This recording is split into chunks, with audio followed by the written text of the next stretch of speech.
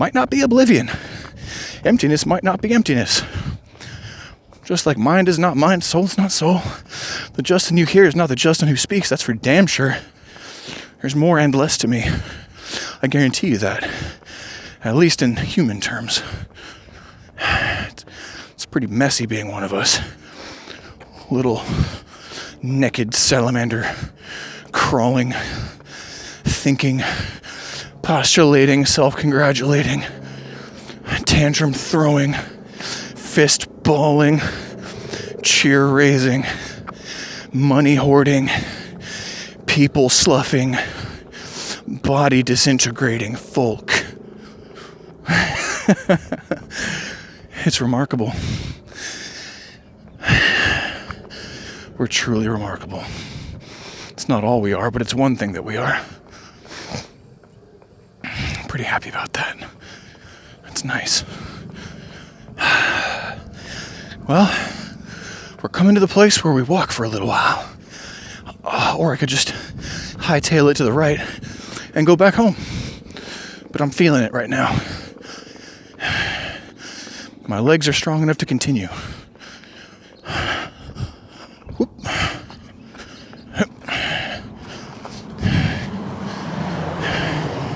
There we go.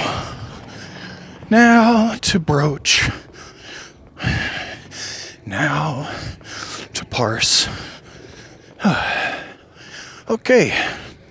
Coming up on that left that I love. I don't know what this is. Let's see what this guy does. Alright. A Yui. Maybe. Gotta love him. Okay. Alright. Well, T-minus 10 seconds to Walksville. Okay. Isn't that nice? When I allow myself to stretch my Achilles out and lift the pads of my foot and go heel toe for the walking, ooh, calves. Oh, man. It's worth it. In fact, it's part of the treasure. It's good sore. I know bad sore, and I know good sore, and this is good sore. Let's see if we're still rolling. Yeah. Y'all want to be at eye level for a second? Sure.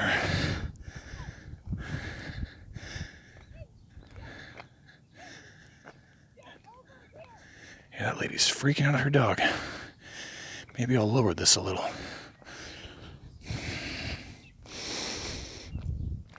There's no bad dogs, people. I don't think so, anyway. Bad training, maybe. Bad people, maybe. I don't buy absolutes in either of those. Did you all want to go over the thing that I was considering that had the dual modalities associated with it? Do you think maybe it would be good if I pronounced my words a little bit more? I keep speaking in a rush. It's such a thing. This is an old circuit that I'm just looking at and saying, hey.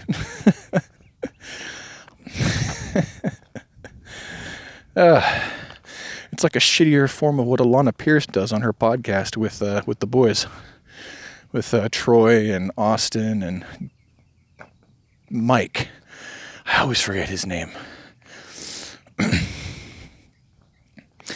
Mike Bithell, Austin Wintory, Troy Baker, and Alana Pierce. Their podcast is called Play, Watch, Listen. It's pretty cool. They're video game people. She's a writer, and the boys are... There's an actor, like a voice actor. There's a composer, and then there's like a programmer slash business owner, small studio runner. That's Mike. But when they get heated, and I love when they get heated because the love is there, and sometimes they get really deep into the thicket of things, but you can tell that the respect and the love runs so deep that they always come back, even if they can't come to terms. I saw Joe Rogan and Eric Weinstein do that the other day, and they had been drinking, and they still did it. And they were laughing half the time, and they came out and they were like, wow. And for me to just sit there and watch people have conflict, but not go to the fuck you're a terrible person place, we need more of that. Because the precursors to that are what I'm talking about. The precursors to conflict coming into personal attacks and combat and that kind of thing. That gray area, some of the precursors that show escalation. Speech rates increase. People either hiss and spit their words more, or they allow themselves to slur a little bit more. They start swearing more. It stops being quite as much about the details, and it starts being a bit more about the people shaping the ideas and the concepts. You guys want to point this way for a little while? Sure. You're 45 degrees to the left of my waist, and that's fine. But when Alana does it, and when the boys do it, but Alana does it the most, they'll get to that place, and their primary precursor to, I don't think I'm going to have the chance to get this point out before I'm talked over, whatever. And they're all a boisterous bunch, so this happens even most of the time, even when they're just cordially talking, because they're all very animated people. Even Alana is. And her thing is that she'll just kind of, she'll quickly half mumble, just really ride her thought out into the ground really fast, so that you get what she was saying, and she's better about actually enunciating while she does it. But she still does it. And most of the time there's no emotion associated with it. It's just that's the nature of four charismatic and effervescent people having communication in this setting, in this podcast. So it was really medicinal to see that, and I love that. For me, I tend to go silent when things get intense, and I tend to leave. I've almost never witnessed a conflict that I could get out of that would have been better if I would have stayed into it.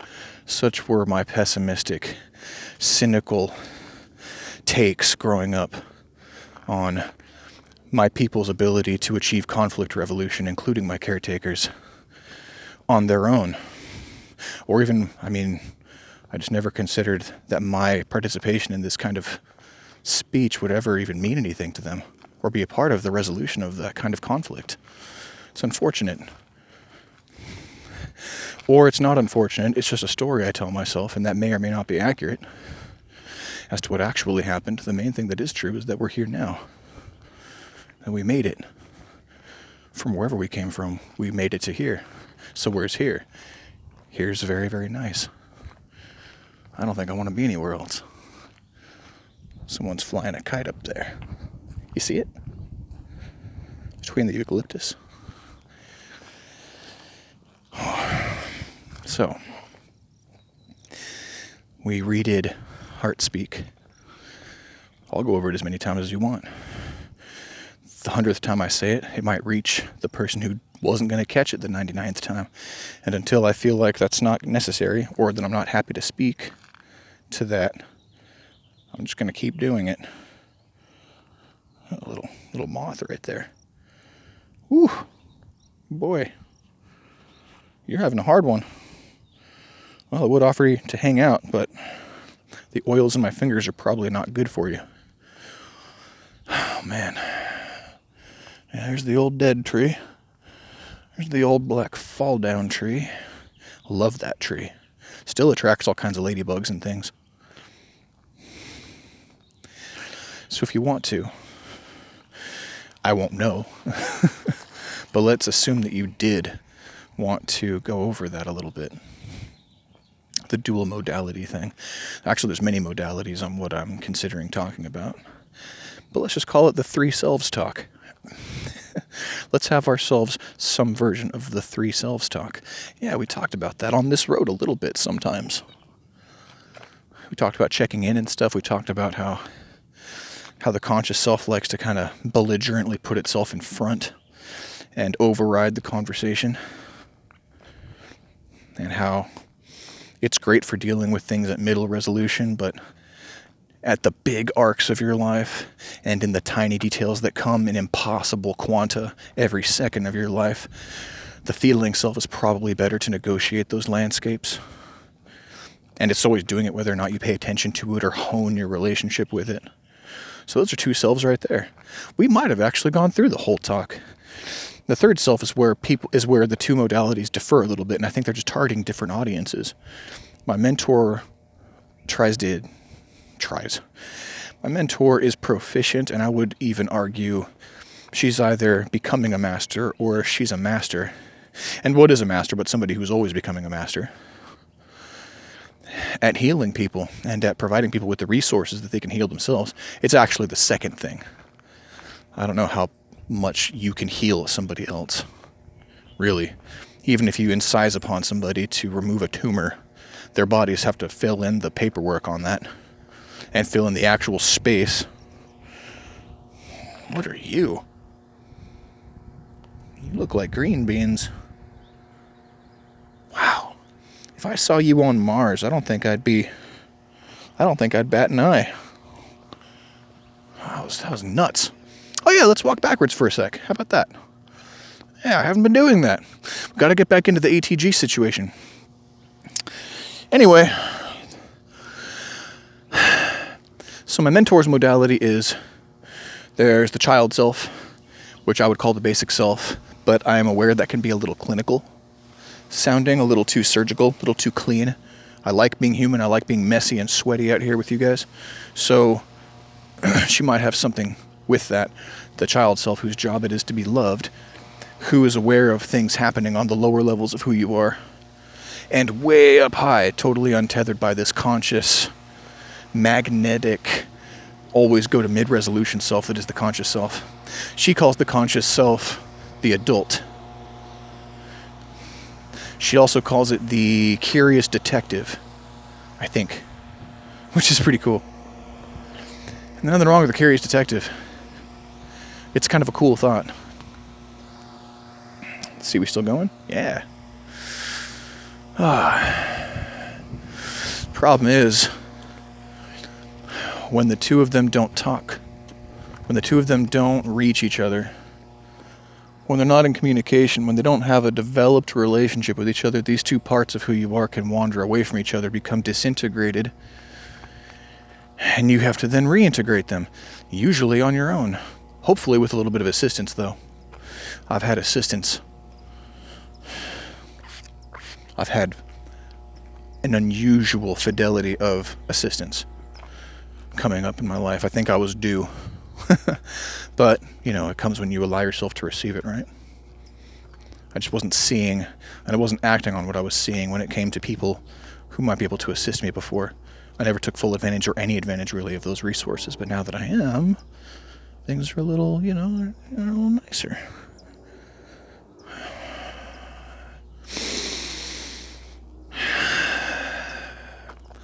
So, my mentor's third self is the parent self. It's the self that lives in presence. It's the self that abridges the other two. It's the force that reintegrates. It's the energy that resuscitates. And you can develop it. Her primary way of developing it is simply to sit with her feelings and not to try to resolve them or wander down a detective path, because that's conscious self override. She tries to give balance. There are moments when it's best to listen to the child self and give it love. It never leads the bus. You never just want to act just out of your emotions without some kind of presence associated with it. That's when you start talking about things like being belligerent.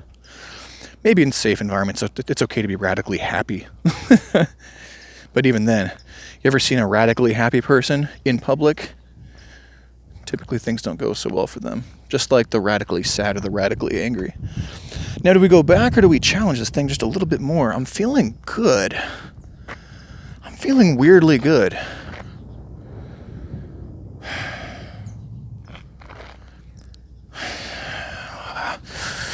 Boy, the things that I do that I just don't expect to do until I do them. If you're curious about what just happened, was looking around and jumping on that little speed bump right there. Now for the eucalyptus line. Anyway, so the parent self is the self that you try and develop if you didn't have the balanced caretakers, or if you didn't always have the balanced caretakers. It's a hero's job to raise a kid. I don't have any kids. I'm too selfish for that at this point in my life. Maybe not always. Maybe not forever. But right now, I'm owning it. If I ever am a parent, I want to bring a better self into that world, into that life, than I'm willing to do right now. So, there it is. There it is, my mentor's three selves. Child self, adult self / curious detective, and the abridging, resuscitating parent self, inner parent self. All right, that sounds pretty good, doesn't it? Because I have such issues on the raising aspect and on the caretaker aspect of coming up, I would say the self that I have the hardest time with is definitely the basic self, or the child. Just gotta love it. Just gotta love it.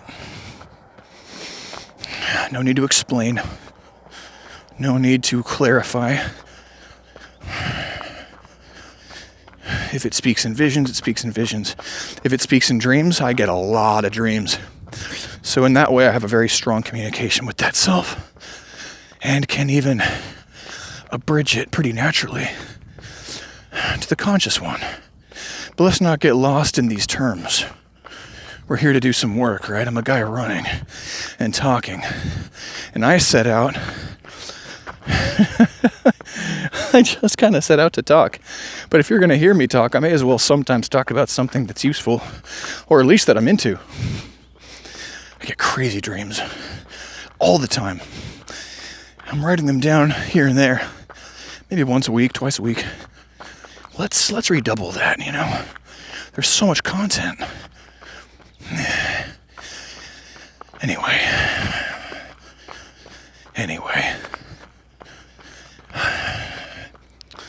Dan Millman, his take on the three selves would orient itself more toward those in the cosmic progression game. You know, like the yogis, Buddhists, 4 baskets of wisdom, 8-fold path, enlightenment.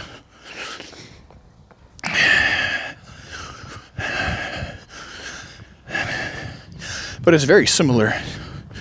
It's a very similar 3-part thing. The reason why I'm going this way, by the way, is because I'm going to take a left. When I take that left, we're going to be where we weren't the last time that I was in this area, which is where the rock coloring people have their fortress. And I'll show you all the rocks if they're still there. It'll be sweet. That's what I was sort of thinking about while I was prattling on. Or providing sage advice in a way that was charismatic and sexy. So, you decide. So, 3 selves. Child, adult. Parent is in the center. Child is in the gut. Parent is in the heart. Conscious self, curious detective, the adult, rests in the brain. That's her model. Dan Millman's model, which he took from here and there and from personal experiences, I'm sure. Whatever you believe or don't believe of his stories, I love those stories just for their value. Parables are great. You don't realize you learned something until a few years later, and you're like, fuck, he encoded that really well.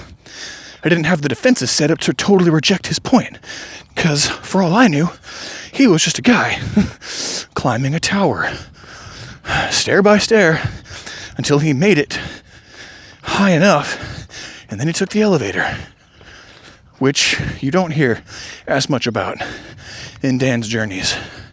You get a little bit of it, but not as much. I like the whole damn story. Peaceful Warrior, Sacred Journey of the Peaceful Warrior, The Hidden School. Yeah. Anyway.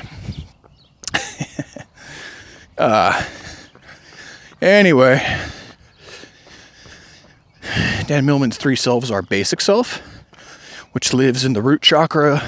It lives in your physical chakras. So that's 1 through 3. Okay, we may as well just detour a bit. Root chakra, whose color is typically considered to be red, whose associations with the human circuitry, the human system as a whole. This energy center, as some call it, the word chakra means wheel. I've heard these things characterized by descriptions like spinning wheels of light, energy centers, things that sometimes tie into nerve plexuses that exist to point at them and to embed their effects into the physical self. I'm not into going down the rabbit hole on that. I don't have an outstanding education with scripture. I haven't read the Vedas,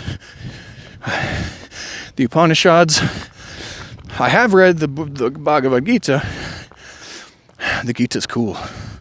It's beautiful. Again, stories. But anyway, root chakra's associations, its archetypes, the issues it deals with are survival, space-taking, hunger, solidity, weight, physicality, Maya, probably, which is the word, I believe it's a Sanskrit word, that means ignorance or the veil of ignorance, that you kind of have to slip under to become a person or any physical being. You've got to forget your divinity to some kind of a point. It can still be there, but the paradox rests in the forgetting and the remembering and the tug of war and the resolution across your lifetimes. Again, I'm not going down the rabbit hole. This is a brief moment in time. Root chakra, earth chakra, red. That's the first floor of the tower. Second step. Sacral chakra, orange. Element, water. Deals with when things stop being singular and all completely selfish about you. So suddenly there's a second person. Suddenly you're conscious that there is somebody else in this world, if only one other besides yourself. Because you notice that whenever you say something, there has to be a hidden opposite thing that is not the thing that you just talked about. Pairings, dualities, tension, tug of war between opposites, and sexiness. The female-male split. Difference. Anyway, those are some of the issues of the second chakra. The third, the fire chakra, gold chakra, deals with issues of things like digestion, change, combustion, catalyzation, issues around human cultural experiences such as duty to family. You start seeing love here. Love is I'm trying to survive in the first chakra. Love is it's me and you, but we're both very selfish. We don't exist within each other. There's always strings attached when we connect. And when we leave, it's never completely consummated or resolved. And the third chakra, the love is love of duty. I'm a father, so I must love my children. I'm a father, so love means I'm going to do right by them. But it doesn't mean I'm going to have the insight to tap into limitless love. It means that I'm still enslaved by my physiology, by the patterns of my own upbringing.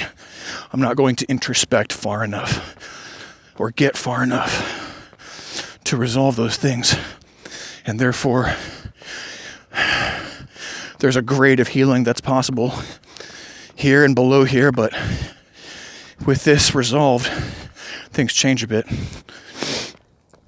And that's the great leap out of the basic self, out of the prison of the first three chakras. The first sense of community, by the way, family unit, because with the first chakra, it's just me, being or me not being. Second chakra, there's me and you, and we're fundamentally different. Third chakra, there's me, you, and them. If you're a child, it's me, mom, and dad. Or whatever. Me, dad, and dad, me, mom, mom. Me, adopted parent, and adoption agency. We can triangulate. We can figure things out. We can do a little trigonometry. Move in 3 dimensions. But I think you and I know there may be more than 3 dimensions at play in this little ballpark called being a person. So, basic self, first 3 chakras. The higher self, Dan's higher self, I would conflate it with the spirit self and the conscious self that we were talking about earlier. So that self. Oh no! You know what? I'm getting hung up on details here. Let's just lay out Dan's model. Basic self, conscious self. So there's the first 3 chakras. The conscious self lives in the third eye, the brain. Maybe we'll talk about those chakras too sometime. But it's easy for those 2 selves not to be integrated. And for Dan, it's base self, conscious self, higher self. Higher self lives above the head. Higher self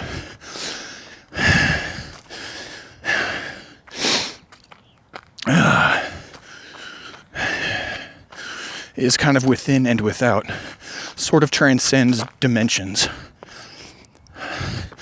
but also abridges them in a way. So he has his own route to the heart, right? His own route to presence, because it's in presence that you bring the 3 selves into alignment. All 3 are talking to each other.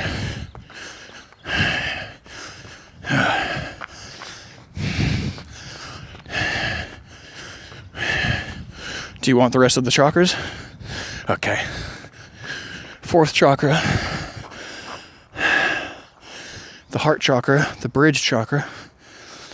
Oh, $2 a dozen? Leave cash in the mailbox. Wow. That's awesome. I might have to do that. Buy some fucking eggs. That rules. All right. 4th chakra, heart chakra, wind chakra. The chakra where family is the prototype to the big one, the big thing, which is community. You, me, them, we, connection that can begin to resolve the problems at the first chakra with obliteration, and the second chakra with the other person, or the other side of yourself, or whatever you want to split it up into, etc., etc. It's coming up. The rocks are coming up. Okay. Unconditional love begins to percolate here. You have access all of a sudden to infinite love, infinite ability, infinite energy. You can do anything if your heart is open, if you're discerning and resilient, and if you're yourselves, and if you're using the heart, if you're applying it. It is, after all, a muscle. The element of this 4th chakra is wind. It's air. It's free. It'll travel in any direction, anytime. See, this is what I was talking about. Ooh, can you guys see? These are amazing. Last time that we went by, I didn't have video, so I couldn't show you. Look at how rocking this is. These things are all over the place. Look, there's a little doggy. There's a little doggy right there. This is amazing. Remember how I laughed hysterically like a goddamn lunatic last time that I found this cool-ass painted rock bed? That's dope as hell. Those look like Eastery ones. And those look like eyeballs or donuts. I've always been an old-fashioned maple man.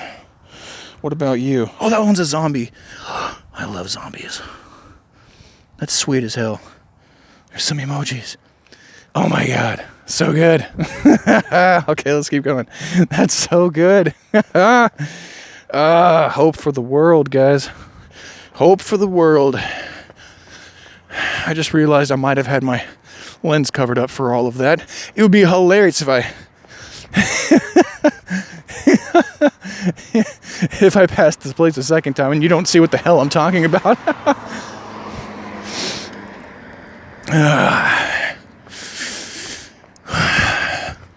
So my mentor would put the parent in the middle between the conscious self and the base self. And as far as being a human being, healing and learning and developing, I really like that model. And I like Dan's model too in a lot of ways. I liked it more at first. But I think, again, it's targeting a different audience. Or a similar audience who were in just a different flavor of a environment internally. Different issues to work on. Dan's problem was that he had closed himself off pretty hard from spirit and his basic self. He was working consciously, but really unconsciously, because the disintegrated selves, how conscious can that really be? It's a slippery word, conscious. Maybe I should use the word thinking self instead, or speaking self. Speaking self sounds pretty good. I start getting into the weeds with these terms, man. It's tough. It's tough, but somebody's got to do it, right? Crossing the road, hell of dangerous. Okay. You want the rest of them? Mosquitoes. Sure. Let's do the rest of them. Whew. Entering into the realm of Dan's thinking self. My mentor's adult self. The energy becomes more subtle. You're not going to recognize the elements in a classical sense quite as much here. With exceptions, perhaps. There's 3 chakras in this part of the ladder. Once you leave this sort of exceptional and strange heart chakra, which has been kind of the center of my journey for a long time before I even knew it. I was instructed in heart-centric meditations before I had any idea of the wealth of the work that I had to do in that pivotal bridging gateway. But anyway, onward and upward. Hopefully we're integrated. Hopefully our physical selves are doing pretty good. Hopefully the kids are napping peacefully. And we retain our sense of creativity and feel safe and secure inside of ourselves with ourselves. Able to give and receive love around others. Able to perform daily. Think of ideas, be ingenious, get forward, move ahead. Try to detect it, it's not too late to whip it and whip it good. Those are Devo lyrics. And hopefully those selves put to solid integration and the heart open and free, we've taken the great leap. We see ourselves in others, we see them in us. We see the human race inside of ourselves.